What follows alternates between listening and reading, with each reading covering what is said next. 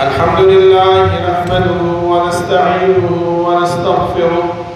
ونعوذ بالله من شرور أنفسنا ومن سيئات أعمالنا. من يهده الله فلا مضل له ومن يضلل فلا هادي له، وأشهد أن لا إله إلا الله وحده لا شريك له، وأشهد أن محمدا عبده ورسوله. يا أيها الذين آمنوا اتقوا الله حق تقاته ولا تموتن إلا وأنتم مسلمون. يا أيها الناس اتقوا ربكم الذي خلقكم من نفس واحدة وخلق منها زوجها وبث منهما رجالا كثيرا ونساء، واتقوا الله الذي تساءلون به والأرحام إن الله كان عليكم رقيبا. يا أيها الذين آمنوا اتقوا الله وقولوا قولا سديدا يصلح لكم أعمالكم ويغفر لكم ذنوبكم، ومن يطع الله ورسوله فقد فاز فوزا عظيما. أما بعد، فإن خير الحديث كتاب الله، وخير الهدي هدي محمد صلى الله عليه وسلم، وشر الأمور محدثاتها، وكل محدثة بدعة، وكل بدعة ضلالة، وكل ضلالة في النار. أعوذ بالله من الشيطان الرجيم. بسم الله الرحمن الرحيم. قاف والقرآن المجيد بل عجبوا أن جاءهم منذر منهم فقال الكافرون هذا شيء عجيب. أإذا متنا وكنا ترابا ذلك رجع بعيد. قد علمنا ما تنقص الأرض منهم وعندنا كتاب حفيظ. بل كذبوا بالحق لما جاءهم فهم في أمر مريد. أفلم ينظروا إلى السماء فوقهم كيف بنيناها وزيناها وما لها من فروج. والأرض مددناها وألقينا فيها رواسي وأنبتنا فيها من كل زوج بهيج، تبصرة وذكرى لكل عبد منيب. ونزلنا من السماء ماء مباركا فأنبتنا به جنات وحب الحصيد، والنخل باسقات لها طلع نضيد، رزقا للعباد وأحيينا به بلدة ميتا كذلك الخروج. كذبت قبلهم قوم نوح وأصحاب الرس وثمود وعاد وفرعون وإخوان لوط وأصحاب الأيكة وقوم تبع كل كذب الرسل فحق وعيد. أفعينا بالخلق الأول بل هم في لبس من خلق جديد. ولقد خلقنا الإنسان ونعلم ما توسوس به نفسه ونحن أقرب إليه من حبل الوريد. إذ يتلقى المتلقيان عن اليمين وعن الشمال قعيد. ما يلفظ من قول إلا لديه رقيب عتيد. وجاءت سكرة الموت بالحق ذلك ما كنت منه تحيد. ونفخ في الصور ذلك يوم الوعيد. وجاءت كل نفس معها سائق وشهيد. لقد كنت في غفلة من هذا فكشفنا عنك غطاءك فبصرك اليوم حديد. وقال قرينه هذا ما لدي عتيد. ألقيا في جهنم كل كفار عنيد مناع للخير معتد مريب. الذي جعل مع الله إلها آخر فألقياه في العذاب الشديد. قال قرينه ربنا ما أطغيته ولكن كان في ضلال بعيد. قال لا تختصموا لدي وقد قدمت إليكم بالوعيد. ما يبدل القول لدي وما أنا يوم نقول لجهنم هل امتلأت وتقول هل من مزيد وأزلفت الجنة للمتقين غير بعيد هذا ما توعدون لكل أواب حفيظ من خشي الرحمن بالغيب وجاء بقلب منيب ادخلوها بسلام ذلك يوم الخلود لهم ما يشاءون فيها ولدينا مزيد وكم أهلكنا قبلهم من قرن هم أشد منهم بطشا فنقبوا في البلاد هل من محيص إن في ذلك لذكرى لمن كان له قلب أو ألقى السمع وهو شهيد ولقد خلقنا السماوات والأرض وما بينهما في 6 أيام وما مسنا من لغوب فاصبر على ما يقولون وسبح بحمد ربك قبل طلوع الشمس وقبل الغروب ومن الليل فسبحه وأدبار السجود واستمع يوم ينادي المناد من مكان قريب يوم يسمعون الصيحة بالحق ذلك يوم الخروج إنا نحن نحيي ونميت وإلينا المصير يوم تشقق الأرض عنهم سراعا ذلك حشر علينا يسير نحن أعلم بما يقولون وما أنت عليهم بجبار فذكر بالقرآن من يخاف وعيد اللهم صل على محمد وعلى آل محمد كما صليت على إبراهيم وعلى آل إبراهيم إنك حميد مجيد اللهم بارك على محمد وعلى آل محمد كما باركت على إبراهيم وعلى آل إبراهيم إنك حميد مجيد بسم الله الرحمن الرحيم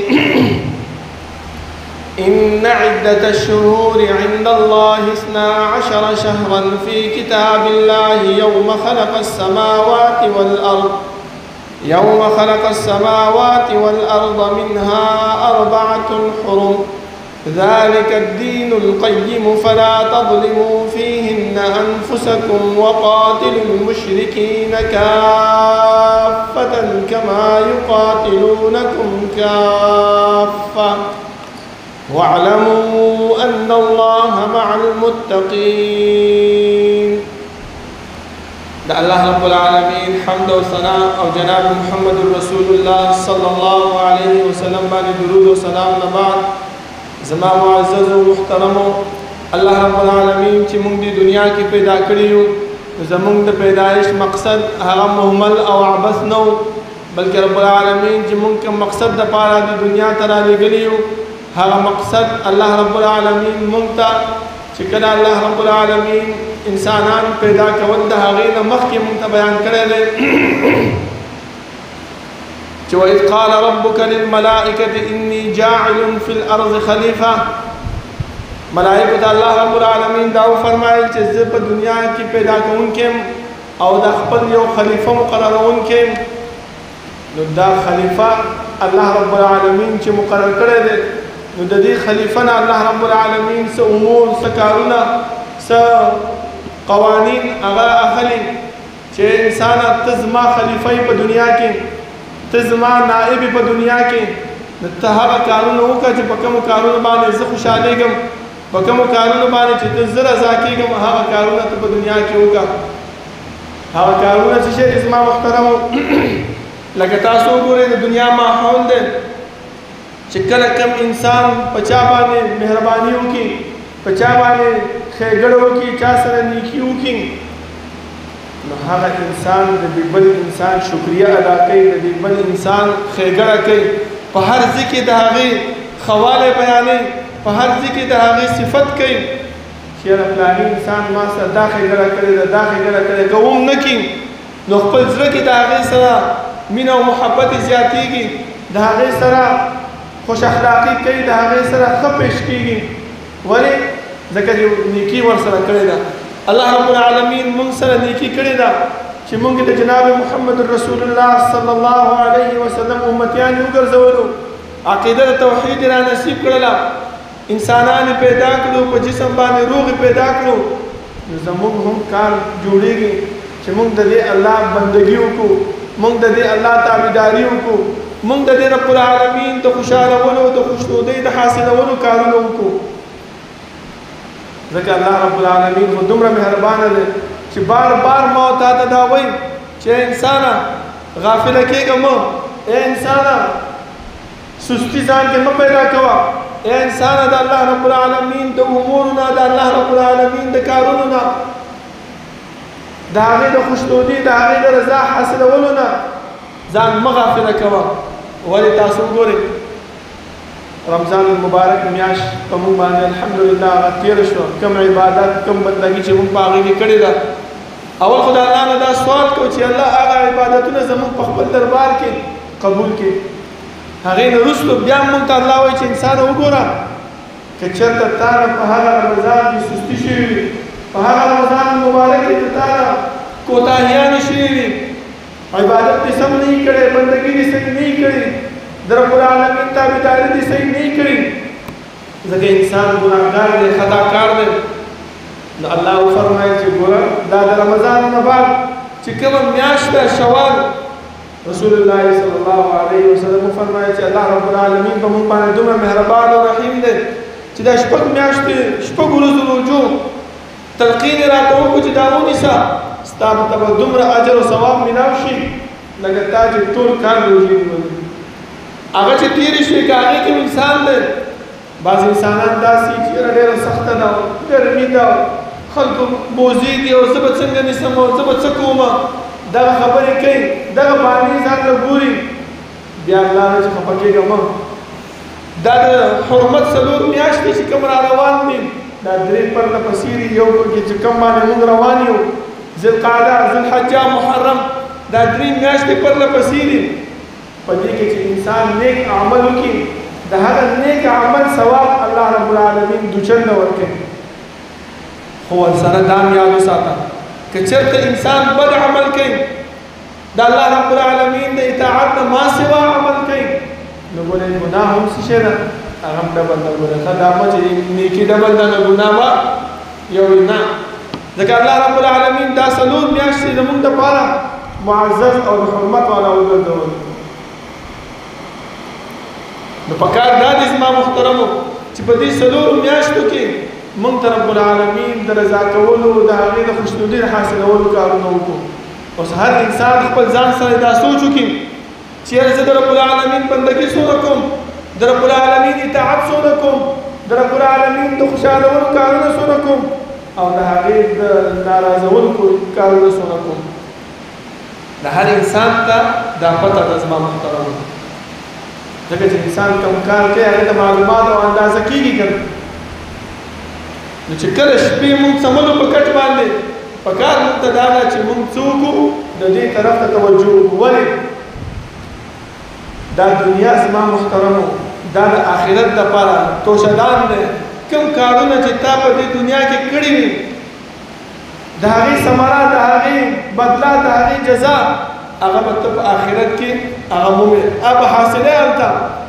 اوس وګوره زمیندار دی چې خپل پټي کې ښه شی وکړي نو سبا بیا همغه ښه شی چې کوم دی نو ریبي او که چېرته بد شی وکړي غلط شی وکړي نو هغه ته بیا څه میلاوېږي اسم نه میلاوېږي هغه تاوان هغه محنت هغه کوشش هغه عبث او بېکاره لاړ شي دغه شان زموږ د دنیا مثال هم دی الله رب العالمین خو موږ ته بار بار لګیا دی چې انسانه محنت وکړه انسانه کوشش وکړه انسان زما د رضا کولو په لار باندې روان شه ما راضي که چې زه ته نه راضي شم نو هر څه به دې کامیابي او بیړه به دې پار شي زما محترمو لکه تاسو ګورئ که نه موږ بار بار دا خبرې کوو چې الله زه تا نه راضي ته رانه راضي شه په خوله وینا باندې رضا نه حاصلېږي تاسو ما مخکې مثال درکړو چې زموږ دنیا ده که څوک موږ سره نیکي ونه کړي موږ د هغه ښه نه بیانوو موږ د هغې سره ښه نه کوو خو چې کله نیکي را سره وکړي د هغې نه وروسته بیا موږ د هغه سره ښه کوو د هغه ښه بیانوو نو همدغه شان زما محترمو ځکه الله رب العالمین د هغه کسانو صفت هم قرآن کریم کې بیان کړی دی چا چې په دې دنیا کې د الله رب العالمین د خوشحالولو د هغې د رضا کولو کارونه کړي دي او د هغه خلکو خبرې هم بیان کړي کارونه هم بیان کړي دي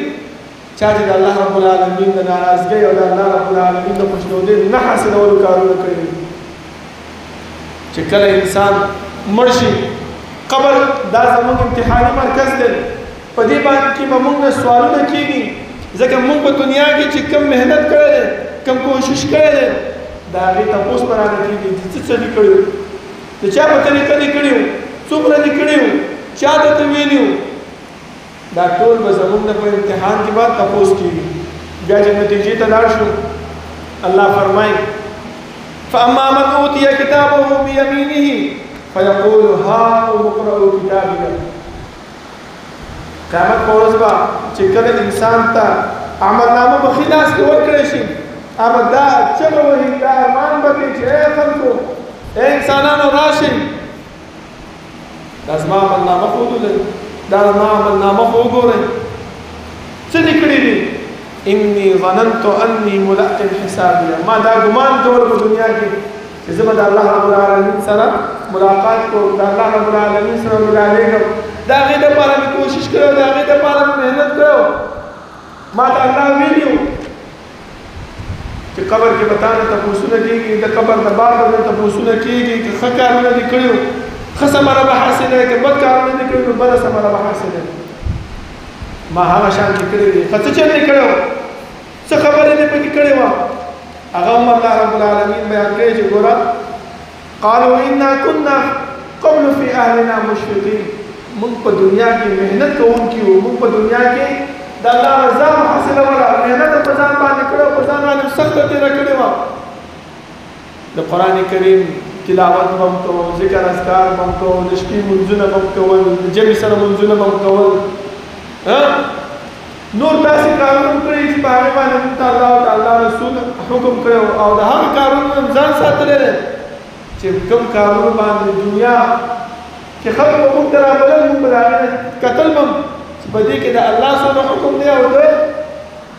پیغمبر پکې څونه حکم دی چې پکې یو نو کول به او چې پکې نه وو نو هغې نه به هم ځان ساتلی فی اهلنا مشفقین په ځان باندې هم سخته تېره کړې وه تاسو وګورئ زمیندار سره دی پټي کې چې څومره محنت وکړي څومره کوشش وکړي څومره ځان ستړی کړي نو ثمره ورته څه ملاوېږي ښه ملاوېږي که نه او که چېرته صرف دانې وغورځوي نه یې د اوبو غم کوي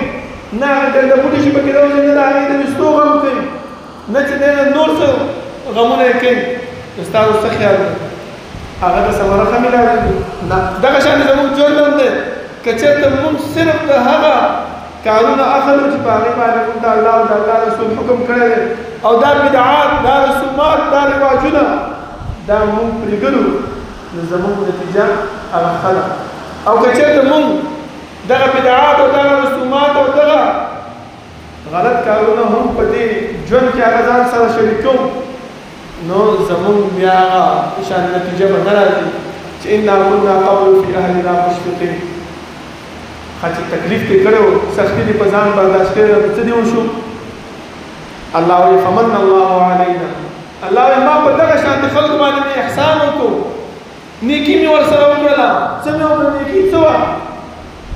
ووقانا عذاب السموم هغه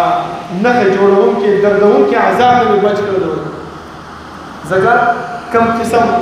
تکلیف دې تا برداشت کړی دی هغه قسم عذاب و د هغې عذاب نه الله وایي ما څه کوي د دې تکلیف په وجه باندې بچ کړی دی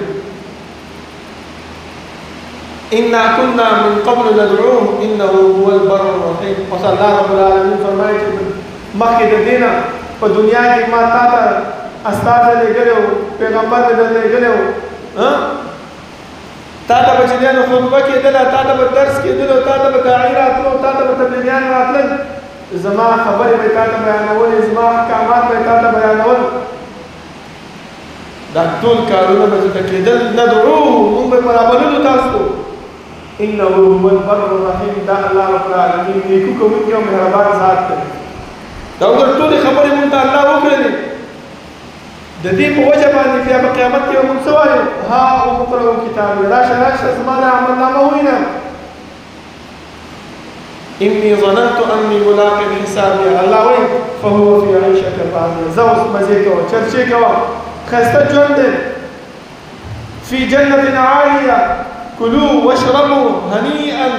بما أسلفتم في الأيام الخالية خريس كي خمزي وشرشيكا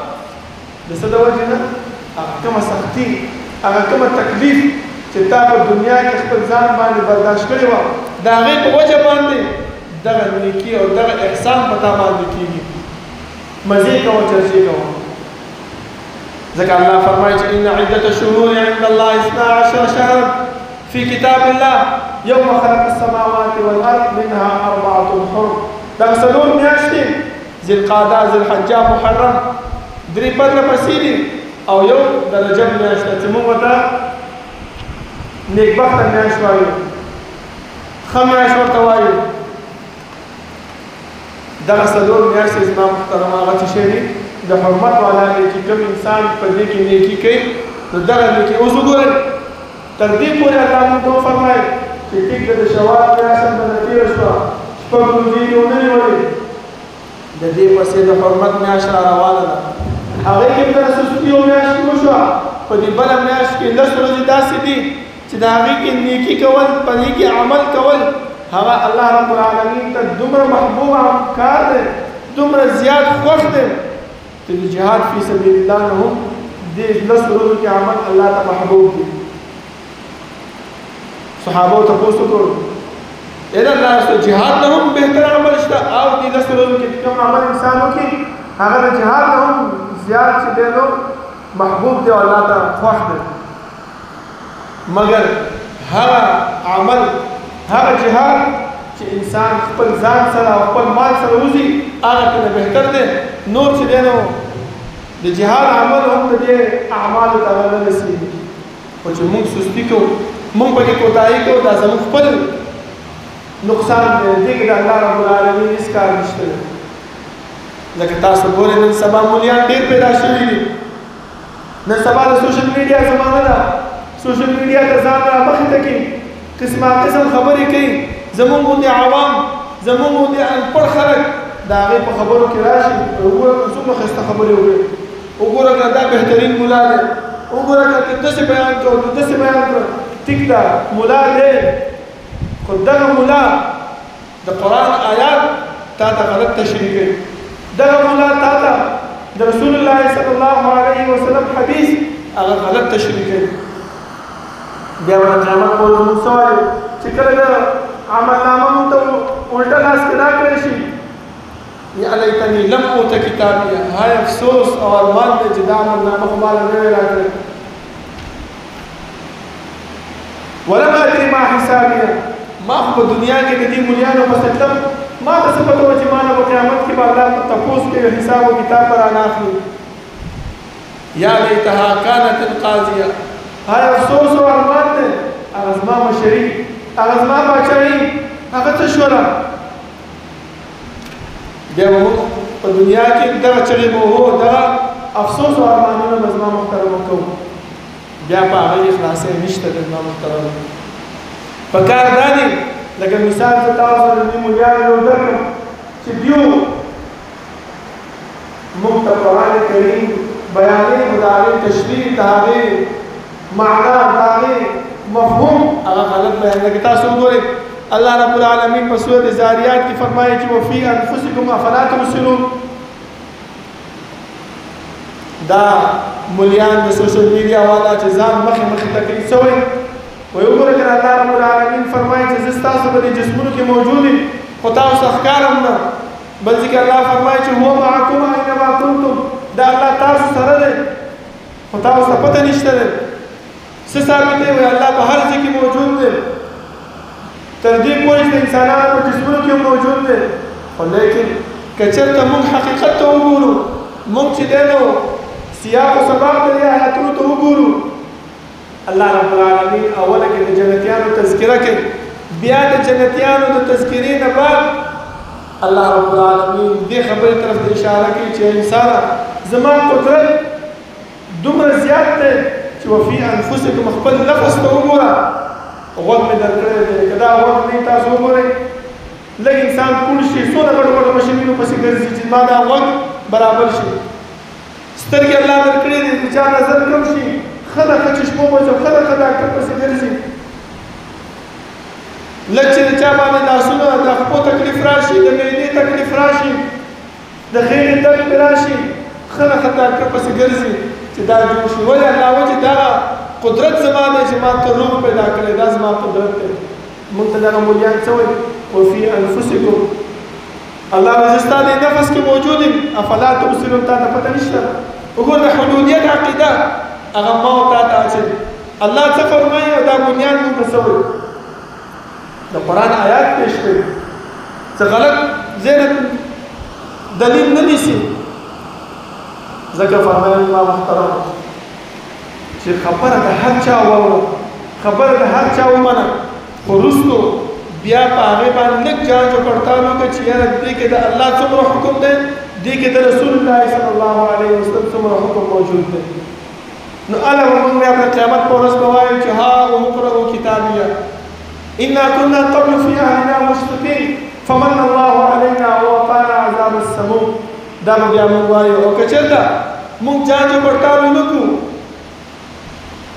او د دې مولیانو په خبرو باندې لاړ شو چې وګوره الله رب العالمین په هر ځای کې دی تا سره هم دی ستا په جسم کې هم دی نو بیا به څه وایو لم اوت کتابیه ولم ادري ما حسابیه یا لیتها کانت القاضیه دغه خبرې بیا موږ کوو زما محترمو نو پکار دا دی چې د داسې خبرو نه ځان وساتو او دغه اشهر الحرم چې په موږ باندې کوم روان دي دې کې موږ د الله رب العالمین د عبادت او د الله رب العالمین بندګۍ ته توجه وکړو او د الله د خوشنودي او د الله د رضا کولو کارونه وکړو چې الله رب العالمین زموږ په دې کې رضا شي او زموږ په کې خوشحاله شي چې سبا موږ د رب العالمین خواله ورځو او موږ ته الله رب العالمین فرمایي چې زه په غیر حساب او په کتاب ماته جنت ته داخل کړي الله رب العالمین زموږ اعمال په دربار کې قبول کړي الله رب العالمین هر کارونه زموږ نه غواړي چې هغه د هغې د رضا او د خوشنودۍ سبب وي او د هغه کارونه نه موږ بچ کړي چې هغه د هغې د خفګان او د غصې سبب ګرځي اقول قولي هذا واستغفر الله لي ولكم ولسائر المسلمين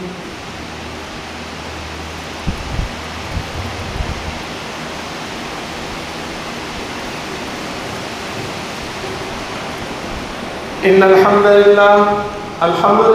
نحمده ونستعينه ونستغفره ونعوذ بالله من شرور أنفسنا ومن سيئات أعمالنا